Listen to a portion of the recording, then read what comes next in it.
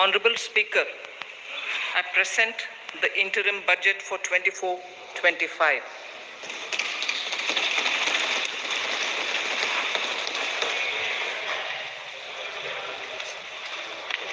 The Indian economy has witnessed profound positive transformation in the last 10 years. The people of India are looking ahead to the future with hope and optimism. With the blessings of the people, when our government, under the visionary and dynamic leadership of Honorable Prime Minister Shri Narendra Modi, assumed office in 2014, the country was facing enormous challenges. With Sabka Saath, Sabka Vikas as its mantra, the government overcame those challenges in right earnest. Structural reforms were undertaken. Pro-people programs were formulated and implemented promptly. Conditions were created for more opportunities for employment and entrepreneurship. The economy got a new vigor. The fruits of development started reaching the people at scale. The country got a new sense of purpose and hope. Naturally, the people blessed the government with a bigger mandate. In the second term, our government, under the leadership of Honorable Prime Minister, doubled down on its responsibilities to build a prosperous country with comprehensive development of all people and all regions. Our government strengthened its mantra to Sabka Saath, Sabka Vikas and Sabka Vishwas. Our development philosophy covered all elements of inclusivity, namely social inclusivity through coverage of all strata of the society, and geographical inclusivity through development of all regions of the country. With the whole of nation approach of Sabka Prayas, the country overcame the challenges of once in a century pandemic, took long strides towards Atmanirbhar Bharat, committed to Panch Pran, and laid solid foundations for the Amrit Kal. As a result, our young country has high aspirations, pride in its present, and hope and confidence for a bright future. We expect that our government, based on its stupendous work, will be blessed again by the people with a resounding mandate. Inclusive development and growth. Our humane and inclusive approach to development is a marked and deliberate departure from the earlier approach of provisioning up to village level. Development programs were thus provisioned. In the last 10 years, however, have targeted each and every household and individual through housing for all, Har Ghar Jal, electricity for all, cooking gas for all, bank accounts and financial services for all in record time. The worries about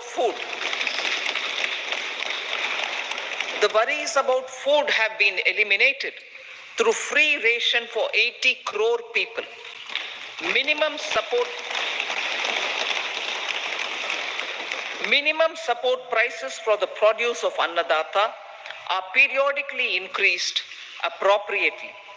These and the provision of basic necessities have enhanced real income in the rural areas. Their economic needs could be addressed, thus spurring growth and generating jobs. Social justice. Our government is working with an approach to development that is all round, all pervasive, and all inclusive. Sarvangin, Sarvasparshi, or Sarvasamaveshi. It covers all castes and people at all levels. We are working to make India a Vikasit Bharat by 2047. For achieving that goal, we need to improve people's capability and empower them. Previously, social justice was mostly a political slogan. For our government, social justice is an effective and necessary governance model. The saturation approach of covering all eligible people is the true and comprehensive achievement of social justice. This is secularism in action, reduces corruption, and prevents nepotism, prevents Bhai Bhatijawad. There is transparency and assurance that benefits are delivered to all eligible people. The resources are distributed fairly. All, regardless of their social standing, get access to opportunities. We are addressing systemic inequalities that had plagued our society. We focus on outcomes and not on outlays so that the social economic transformation is achieved. As our Prime Minister firmly believes, we need to focus on 4 major castes. They are Garib, Mahilaye, Yuva, and Annadata. Their needs, their aspirations, and their welfare are our highest priority. The country progresses when they progress. All 4 require and receive government support in their quest to better their lives. Their empowerment and well-being will drive the country forward. Garib Kalyan, Desh Ka Kalyan. We believe in empowering the poor. The earlier approach of tackling poverty through entitlements had resulted in very modest outcomes. When the poor became empowered partners in the development process, government's power to assist them also increases manifold. With the pursuit of Sabka Saath, in these 10 years, the government has assisted 25 crore people to get freedom from multi-dimensional poverty. Our government's efforts are now getting synergized with energy and passion of such empowered people. This is truly elevating them from poverty. Direct benefit transfer of 34 lakh crore rupees from the government using PM Jan Dhan accounts has led to savings of 2.7 lakh crores of rupees for the government. This savings has been realized through avoidance of leakages prevalent earlier.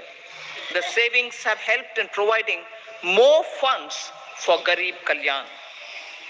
PM Swanidhi has provided credit assistance to 78 lakh street vendors. From that total of 78 lakh street vendors, 2.3 lakh have received credit for the 3rd time. PM Janman Yojana reaches out to the particularly vulnerable tribal groups who have remained outside the realm of development so far. PM Vishwakarma Yojana provides end-to-end support to artisans and craftspeople engaged in 18 trades. The schemes for empowerment of Divyangs and transgender persons reflect firm resolve of our government to leave no one behind. Welfare of Annadata. Farmers are our Annadata. Every year under PM Kisan Samman Yojana, direct financial assistance is provided to 11.8 crore farmers, including marginal and small farmers. Crop insurance is given to 4 crore farmers under PM Fasal Bima Yojana. These, besides several other programs, are assisting Annadata in producing food for the country and for the world. Electronic National Agricultural Market has integrated 1,361 mandis and is providing services to 1.8 crore farmers with trading volume of 3 lakh crores of rupees. The sector is poised for inclusive, balanced, higher growth and productivity. These are facilitated from farmer-centric policies, income support, coverage of risks through price and insurance support, promotion of technologies and innovations through startups. Empowering the Amrit PD, the Yuva. Our prosperity depends on adequately equipping and empowering the youth. The National Education Policy 2020 is ushering the transformational reforms. PM Schools for Rising India, PM Shri, are delivering quality teaching and nurturing holistic and well-rounded individuals. The Skill India mission has trained 1.4 crore youth, upskilled and reskilled 54 lakh youth, and established 3,000 new ITIs. A large number of institutions of higher learning, namely 7 IITs, 16 triple ITs, 7 IIMs, 15 AIMS, and 390 universities have been set up. PM Mudra Yojana has sanctioned 43 crore loans aggregating to 22.5 lakh crores of rupees for entrepreneurial aspirations of our youth. Besides that, Fund of Funds, Startup India, and Startup Credit Guarantee schemes are assisting our youth. They are also becoming Rozgar Data. The country is proud of our youth scaling new heights in sports. The highest ever medal tally in Asian Games and Asian Para Games in 2023 reflects a high confidence level.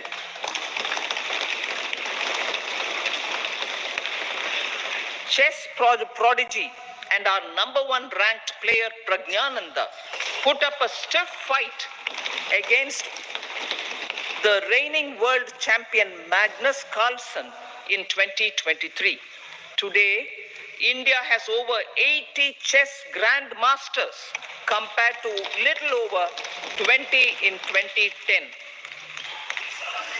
Momentum for Nari Shakti. The empowerment of women through entrepreneurship, ease of living, and dignity for them has gained momentum in these 10 years. 30 crore Mudra Yojana loans have been given to women entrepreneurs. Female enrollment in higher education has gone up by 28% in 10 years.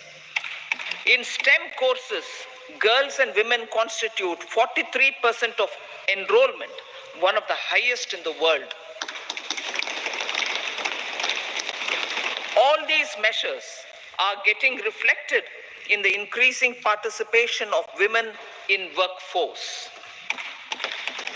Making triple talaq illegal, reservation of 1/3 seats for women in the Lok Sabha and state assemblies, and giving over 70% houses under PM Awas Yojana in rural areas to women, and giving over 70% houses under PM Awas Yojana in rural areas to women as sole or joint owners have enhanced their dignity. Exemplary track record of governance, development, and performance. Besides delivering on high growth in terms of gross domestic product, the government is equally focused on a more comprehensive GDP, that is, governance, development, and performance. Our government has provided transparent, accountable, people-centric, and prompt, trust-based administration with citizen first and minimum government, maximum governance approach. The impact of all-round development is discernible in all sectors. There is macroeconomic stability, including in the external sector. Investments are robust. The economy is doing well. People are living better and earning better with even greater aspirations for future. Average real income of the people has increased by 50%. Inflation is moderate.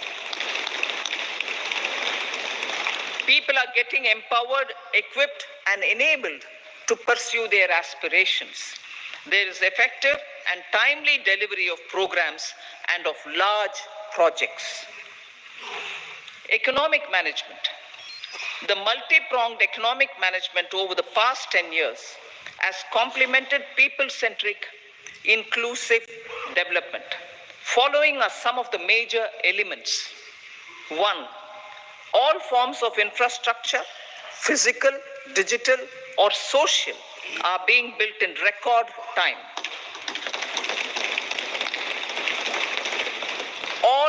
Number 2, all parts of the country are becoming active participants in economic growth. Number 3, digital public infrastructure, a new factor of production as if in the 21st century, is instrumental in formalization of the economy. Number 4, goods and services tax has enabled one nation, one market, one tax. Tax reforms have led to deepening and widening of tax base. Number 5, strengthening of the financial sector has helped in making savings, credit, and investments more efficient. Number 6, GIFT, IFSC, and the Unified Regulatory Authority, IFSCA, are creating a robust gateway for global capital and financial services for the economy. Number 7, proactive inflation management has helped keep inflation within the policy band. Now, the global context, Honorable Speaker, sir. Geopolitically, global affairs are becoming more complex and challenging with wars and conflicts. Globalization is being redefined with reshoring and friendshoring, disruption and fragmentation of supply chains, and competition for critical minerals and technologies. A new world order is emerging after the COVID pandemic. India assumed the G20 presidency during very difficult times for the world. The global economy was going through high inflation, high interest rates, low growth, very high public debt, low trade growth, and climate changes. The pandemic has led to a crisis of food, fertilizer, fuel, and finances for the world, while India successfully navigated its way. The country showed the way forward and built consensus on solutions for those global problems. The recently announced India-Middle East-Europe economic corridor is a strategic and economic game changer for India and others. In the words of Honorable Prime Minister, the corridor, and I quote, will become the basis of world trade for hundreds of years to come, and history will remember that this corridor was initiated on Indian soil, unquote. Vision for Vikasit Bharat. Our vision for Vikasit Bharat is that of prosperous Bharat in harmony with nature, with modern infrastructure, and providing opportunities for all citizens and all regions to reach their potential.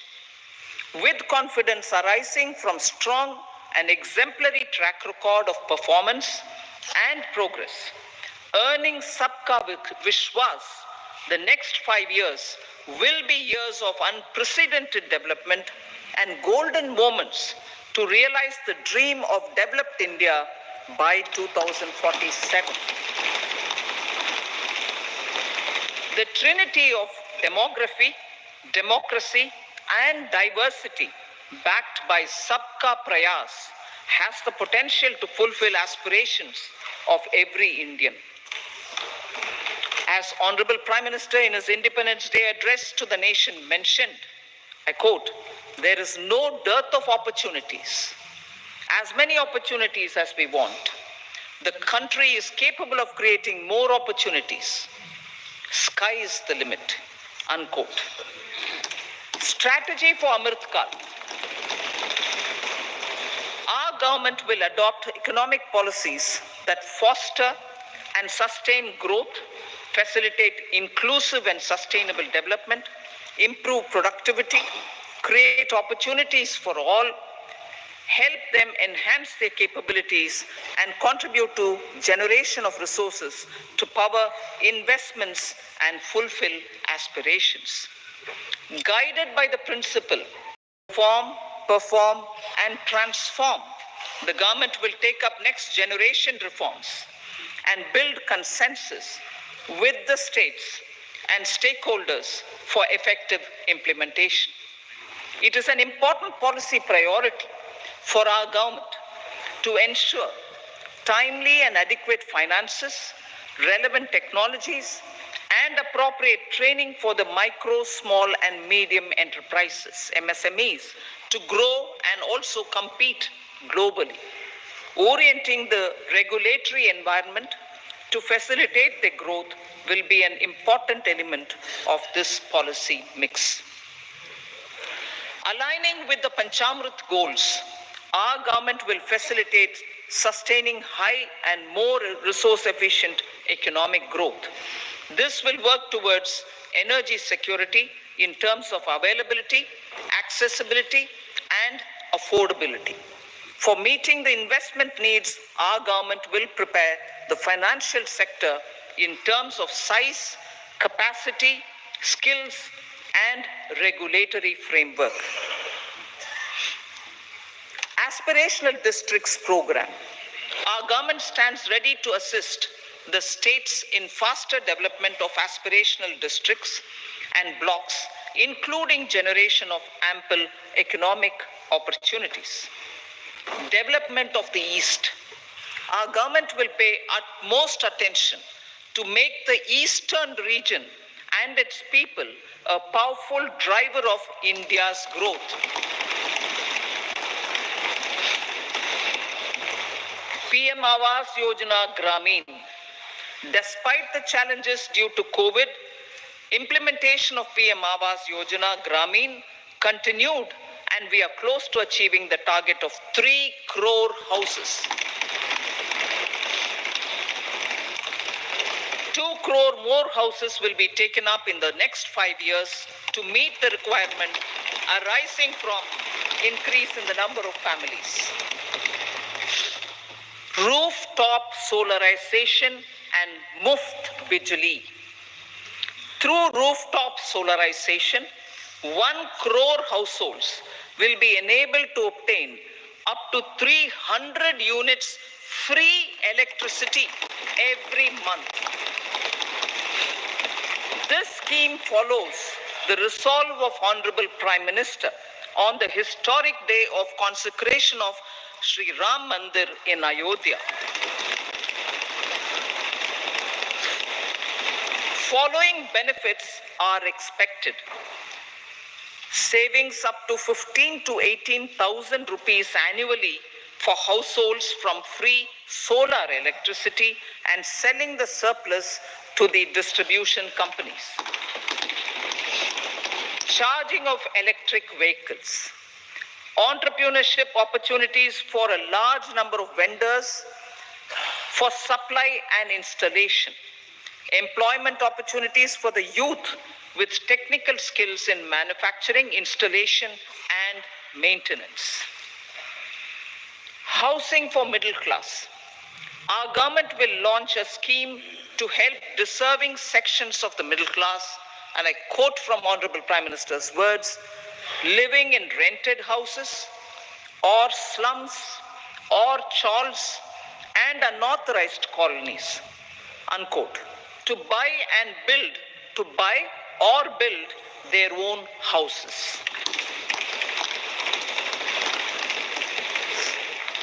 Medical colleges. Several youth are ambitious to get qualified as doctors.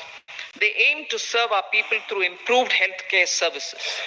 Our government plans to set up more medical colleges by utilizing the existing hospital infrastructure under various departments.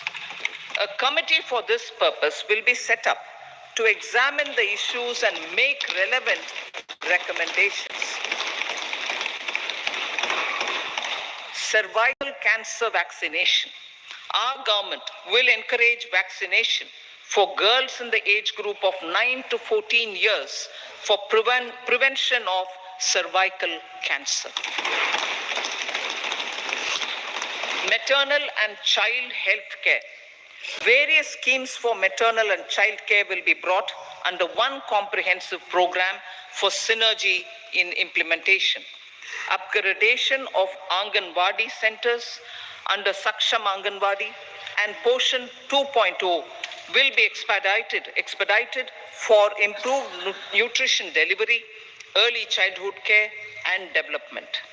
The newly designed U-Win platform for managing immunization and intensified efforts of Mission Indradhanush will be rolled out expeditiously throughout the country. Ayushman Bharat. Healthcare cover under Ayushman Bharat scheme will be extended to all ASHA workers, to all Anganwadi workers and helpers. Agriculture and food processing. The efforts of value addition in agriculture sector and boosting farmers' incomes will be stepped up. Pradhan Mantri Kisan Sampada Yojana has benefited 38 lakh farmers and generated 10 lakh employment. Pradhan Mantri formalization of micro food processing enterprises Yojana has assisted 2.4 lakh SHGs and 60,000 individuals with credit linkages. Other schemes are complementing the efforts for reducing post-harvest losses and improving productivity and incomes. For ensuring faster growth of the sector, our government will further promote private and public investment in post-harvest activities, including aggregation, modern storage, efficient supply chains, primary and secondary processing and marketing and branding. Nano DAP. After the successful adoption of nano urea, application of nano DAP on various crops will be expanded in all agroclimatic zones. Atmanirbhar Oil Seeds Abhiyan. Building on the initiative announced in 2022, a strategy will be formulated to achieve Atmanirbharta for oil seeds such as mustard, groundnut, sesame, soya bean, and sunflower. This will cover research for high-yielding varieties, widespread adoption of modern farming techniques, market linkages, procurement, value addition, and crop insurance. Dairy development. A comprehensive program for supporting dairy farmers will be formulated. Efforts are already on to control foot and mouth disease. India is the world's largest milk producer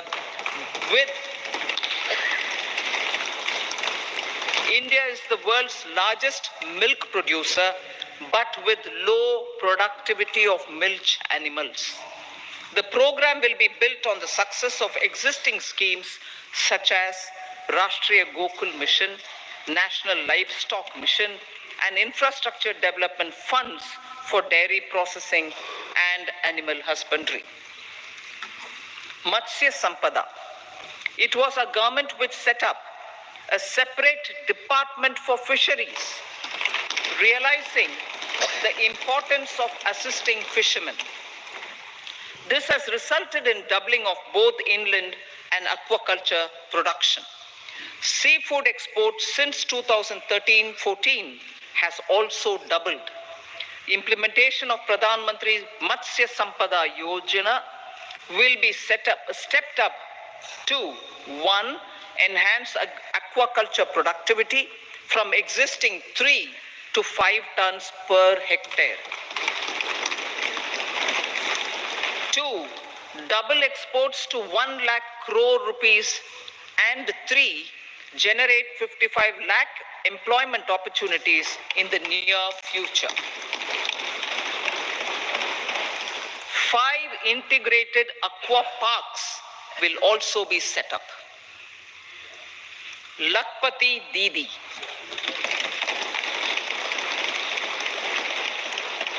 83 lakh SHGs. 83 lakh SHGs with 9 crore women are transforming rural socio-economic landscape with empowerment and self-reliance.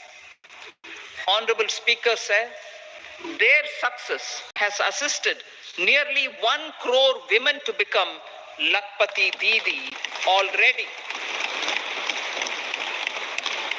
They are an inspiration to others. Their achievements will be recognized through honoring them. Buoyed by the success, it has been decided to enhance the target for Lakpati Didi from 2 crores to 3 crores.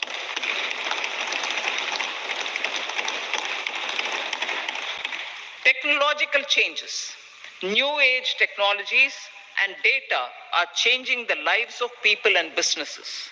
They are also enabling new economic opportunities and facilitating provision of high quality services at affordable prices for all, including those at the bottom of the pyramid. Opportunities for India at the global level are expanding. India is showing solutions through innovation and entrepreneurship of its people. Research and innovation for catalyzing growth, employment, and development. Prime Minister Shastri, Prime Minister Lal Bahadur Shastri gave the slogan of Jai Jawan, Jai Kisan. Prime Minister Vajpayee, Atal Bihari Vajpayee ji, made that Jai Jawan, Jai Kisan, Jai Vigyan. Prime Minister Modi has furthered that to Jai Jawan, Jai Kisan, Jai Vigyan and Jai Anusandhan, as innovation is the foundation of development. For our tech-savvy youth, this will be a golden era. A corpus of 1 lakh crore rupees will be established with 50-year interest-free loan provided. The corpus will provide long-term financing or refinancing with long tenors and low and or nil. I repeat that sentence. The corpus will provide long-term financing or refinancing with long tenors and low or nil interest rates. This will encourage the private sector to scale up research and innovation significantly in sunrise domains. We need to have programs that combine the powers of our youth and technology. A new scheme will be launched for strengthening deep tech technologies for defense purposes and expediting Atmanirbharta. Infrastructure development.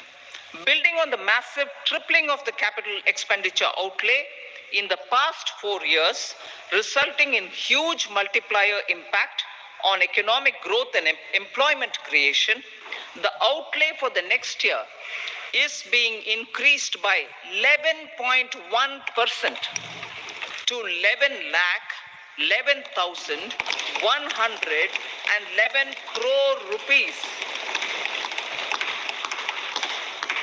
This would be 3.4% of our GDP. Railways. 3 major economic railway corridor programs will be implemented. These are energy, mineral, and cement corridor. Number 2, port connectivity corridors. And number 3, high traffic density corridors. The projects have been identified under the PM Gati Shakti for enabling multimodal connectivity. They will improve logistics efficiency and reduce cost. The resultant decongestion of the high traffic corridors will also help in improving operations of passenger trains, resulting in safety and higher travel speed for passengers. Together with dedicated freight corridors, these 3 economic corridor programs will accelerate our GDP growth and reduce logistic costs.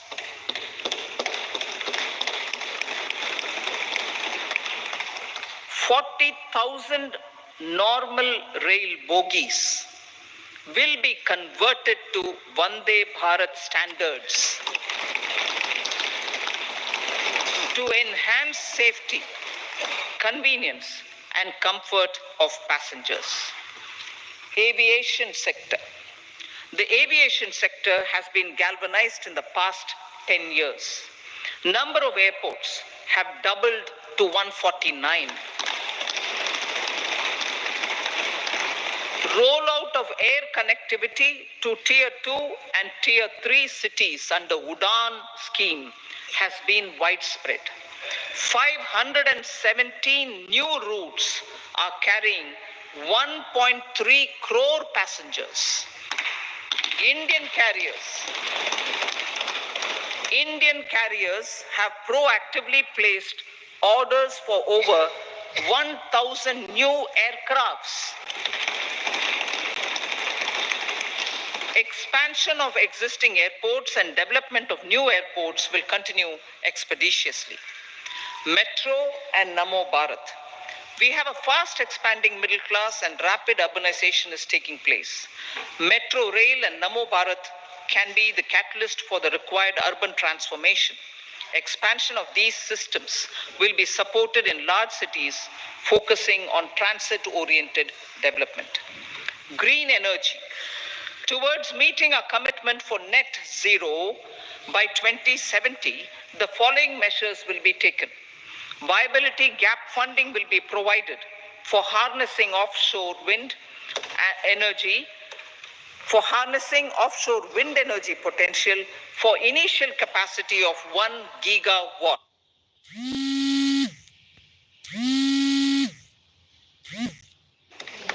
Coal gasification and liquefaction capacity of 100 metric tons will be set up by 2030.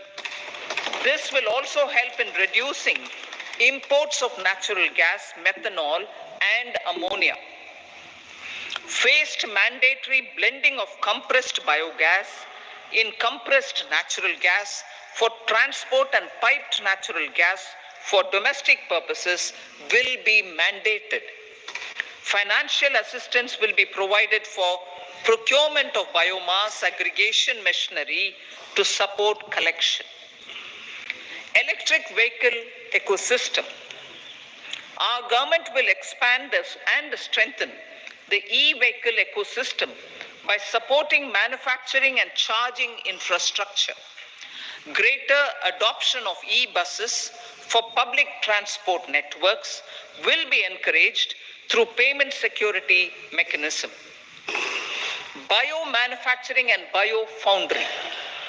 For promoting green growth, a new scheme of biomanufacturing and biofoundry will be launched. This will provide environment-friendly alternatives such as biodegradable polymers, bioplastics, biopharmaceuticals, and bioagri inputs.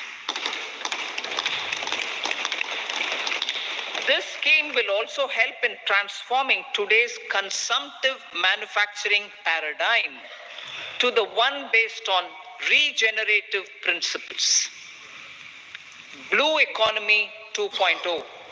For promoting climate resilient activities for Blue Economy 2.0, a scheme for restoration and adaptation measures and coastal aquaculture and mariculture with integrated and multi-sectoral approach will be launched.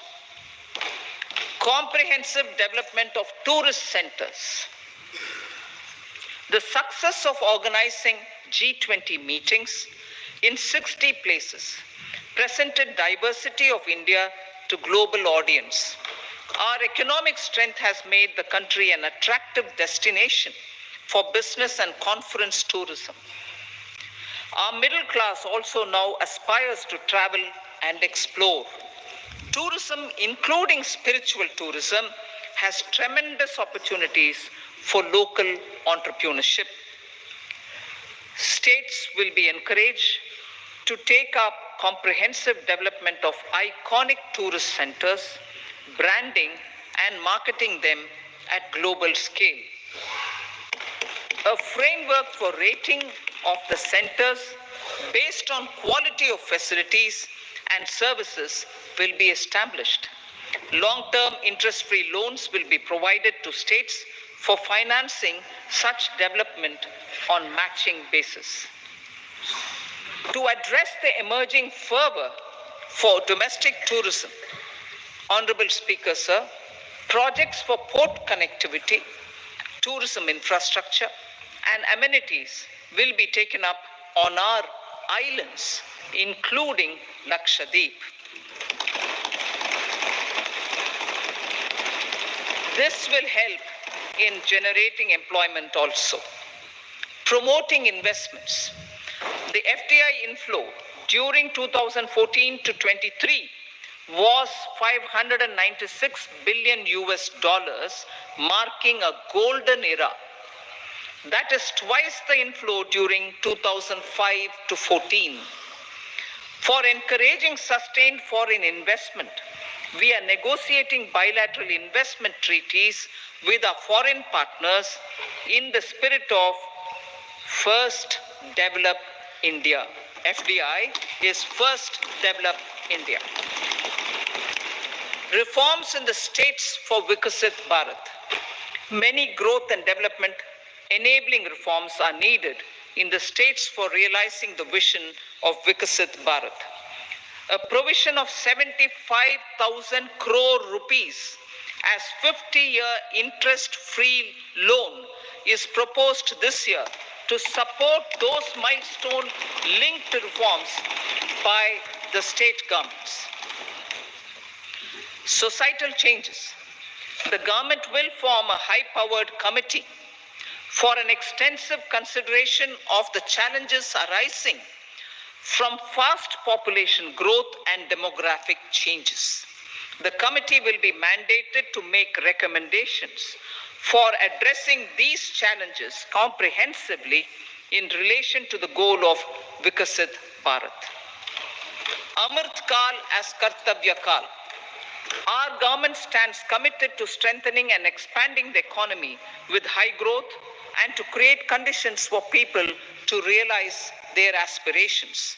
Honorable Prime Minister in his Independence Day address to the nation in the 75th year of our Republic said, and I quote, "We commit ourselves to national development with new inspirations, new consciousness, new resolutions as the country opens up immense possibilities and opportunities.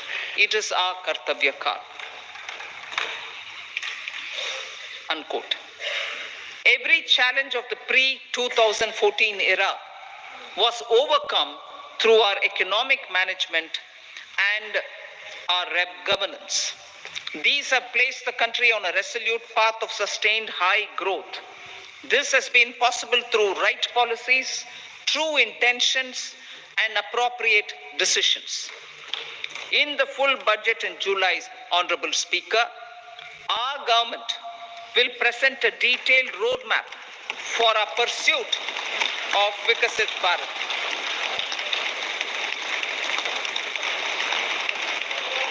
Revised estimates of 2023-24. The revised estimate of the total receipts other than borrowings is 27.56 lakh crores of rupees, of which the tax receipts are 23.24 lakh crore rupees. The revised estimate of total expenditure is 44.90 lakh crore rupees. The revenue receipts at 30.03 lakh crore rupees are expected to be higher than the budget estimate, reflecting strong growth momentum and formalization in the economy. The revised estimate of the fiscal deficit is 5.8% of GDP, improving on the budget estimate, notwithstanding moderation in the nominal growth estimates. Budget estimates for 2024-25. Coming to the year 2024-25, the total receipts other than borrowings and total expenditure are estimated at 30.80 and 47.66 lakh crore rupees respectively. The tax receipts are estimated at 26.02 lakh crore rupees. The scheme of 50-year interest-free loan for capital expenditure to states will be continued this year with an outlay of 1.3 lakh crore rupees. We continue on the path of fiscal consolidation as announced in my budget speech of 2021-22 to reduce fiscal deficit below 4.5% by 25-26. The fiscal deficit in 2024-25 is estimated to be 5.1% of GDP, adhering to that path.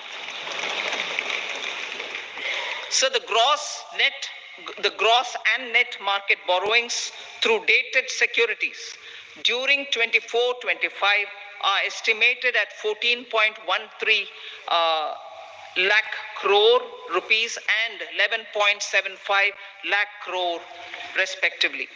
Both will be less than that in 23-24. Now that the private investments are happening at scale, the lower borrowings by the central government will facilitate larger availability of credit for the private sector. Vote on account. I'll be seeking vote on account approval of the Parliament through the appropriation bill for a part of the financial year 2024-25. I will now move to part B. Honorable Speaker, sir, over the last 10 years, the direct tax collections have more than trebled and the return filers swelled 2.4 times.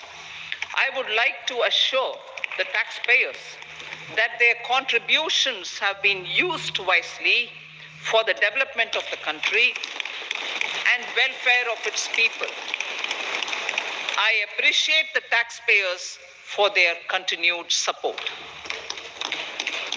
The government has reduced and rationalized tax rates. Under the new tax scheme, there is now no tax liability for taxpayers with income up to 7 lakh rupees, up from 2.2 lakh rupees in the financial year 2013-14. The threshold for presumptive taxation for retail businesses was increased from 2 crores to 3 crores. Similarly, the threshold for professionals eligible for presumptive taxation was increased from 50 lakh rupees to 75 lakh rupees. Also, corporate tax rate was decreased from 30% to 22% for existing domestic companies and to 15% for certain new manufacturing companies. Honorable Speaker, sir, in the last 5 years, our focus has been to improve taxpayer services. The age-old jurisdiction-based assessment system was transformed with the introduction of faceless assessment and appeal, thereby imparting greater efficiency, transparency, and accountability. Introduction of updated income tax returns, a new Form 26AS, and pre-filling of tax returns have made filing of tax returns simpler and easier. Average processing time of returns has been reduced from 93 days in the year 2013-14 to a mere 10 days this year, thereby making refunds faster. Indirect taxation. By unifying the highly fragmented indirect tax regime in India, the GST has reduced compliance burden on trade and industry. The industry has acknowledged the benefits of GST. According to a recent survey conducted by a leading consulting firm, 94% of industry leaders view the transition to GST as largely positive. According to 80% of the respondents, it has led to supply chain optimization, as elimination of tax arbitrage and octroi has resulted in disbanding of checkposts at the state and city boundaries. At the same time, tax base of GST more than doubled, and the average monthly gross GST collection has almost doubled to 1.66 lakh crores this year. States too have benefited. States' SGST revenue, including compensation released to states in the post-GST period of 2017-18 to 2022-23, has achieved a buoyancy of 1.22. In contrast, the tax buoyancy of state revenues from subsumed taxes in the pre-GST 4-year period of 2012-13 to 2015-16 was a mere 0.72. The biggest beneficiaries are consumers, as reduction in logistic cost and taxes have brought down prices of most goods and services. We have taken a number of steps in customs to facilitate international trade. As a result, the import release time declined by 47% to 71 hours at inland container depots, by 28% to 44 hours at air cargo complexes, and by 27% to 85 hours at seaports over the last 4 years since 2019, when the national time release studies were first acted. Tax proposals. As for tax proposals, in keeping with the convention, I do not propose to make any changes relating to taxation and propose to retain the same tax rates for direct and indirect taxes, including import duties. However, certain tax benefits to startups and investments made by sovereign wealth or pension funds, as also tax exemption on certain income of some IFSC units, are expiring on 31/3/2024. To provide continuity in taxation, I propose to extend the date to 31/3/2025. Moreover, in line with the government's vision to improve ease of living and ease of doing business, I wish to make an announcement to improve taxpayer services. There are a large number of petty, non-verified, non-reconciled or disputed direct tax demands, many of them dating as far back as 1962, which continue to remain on the books, causing anxiety to honest taxpayers and hindering refunds of subsequent years. Honorable Speaker, sir, I propose to withdraw such outstanding direct tax demands up to 25,000 rupees pertaining to the period up to financial year 2009-10 and up to 10,000 rupees for financial years 2010-11 to 2014-15. This is expected to benefit about 1 crore taxpayers. 1 crore taxpayers would benefit out of this. Economy then and now. In 2014, when our government assumed the reins, the responsibility to mend the economy step by step, and to put the governance systems in order was enormous. The need of the hour was to give hope to the people, to attract investments, and to build support for the much needed reforms. The government did that successfully, following our strong belief of nation first. The crisis of those years has been overcome, and the economy has been put firmly on a high, sustainable growth path with all-round development. It is now appropriate to look at where we were then. I repeat, it is now appropriate to look at where we were then till 2014 and where we are now, only for the purpose of drawing lessons from the mismanagement of those years. The government will lay a white paper on table of the House.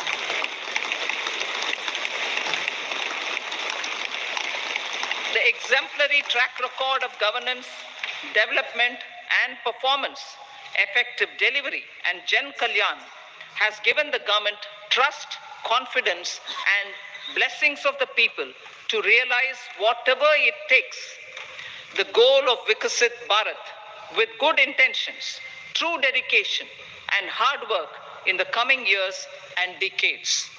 With this, Honorable Speaker, I commend the interim budget to this august House. Jai Hind.